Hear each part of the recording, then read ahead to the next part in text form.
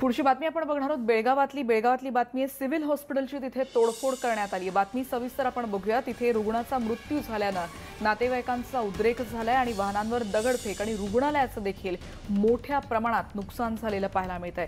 रुग्णवाहिकेची तोडफोड करून ही रुग्णवाहिका पेटवून देण्यात आली आहे। जमावाकडून पोलीस कॉन्स्टेबलला मारहाण देखील करण्यात आली आहे। हॉस्पिटलच्या आवारात मोठ्या प्रमाणात पोलीस बंदोबस्त तैनात करावा लागलेला आहे।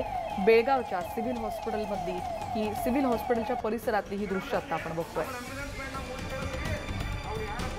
अधिक माहिती घेणार आहोत संदीप राजगोळकर आमचे प्रतिनिधी आता आपल्या सोबत आहेत। संदीप, अत्यंत गंभीर प्रकारे काही कारवाई होताना दिसतेय का?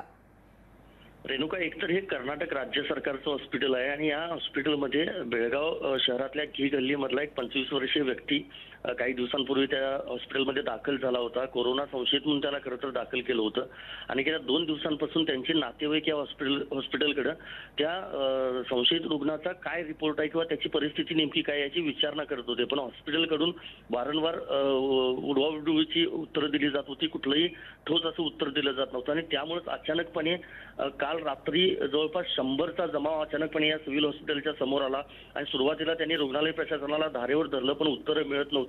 त्यानंतर अचानकपणे काही तरुणांनी रुग्णालयावर दगडफेक केली। त्यामध्ये अक्षरशः म्हणजे कोविड रुग्ण ज्या वॉर्डामध्ये आहेत त्या वॉर्डाच्या काचा देखील फुटल्या आणि त्यानंतर मात्र उद्रेक झाला त्या जमावाचा आणि त्या हॉस्पिटलच्या समोर जी अँब्युलन्स होती ती पेटवून देण्यात आली। जवळपास अर्धा तास ही अँब्युलन्स जळत होती, आपण दृश्यांमध्ये पाहतोय। आणि त्याच वेळेला कैद्यांना घेऊन आलेली एक पोलिसांची गाडी तिथे होती, त्या पोलिसांच्या गाडीवर देखील दगडफेक केली। ती गाडी देखील जमावानं पेटवून देण्याचा प्रयत्न केला आणि हा सगळा प्रकार घडत असताना काही पोलीसच त्या ठिकाणी होते, पण जमावाची संख्या जास्त होती त्यामुळे पोलीस देखील नक्कीच हतबल होते।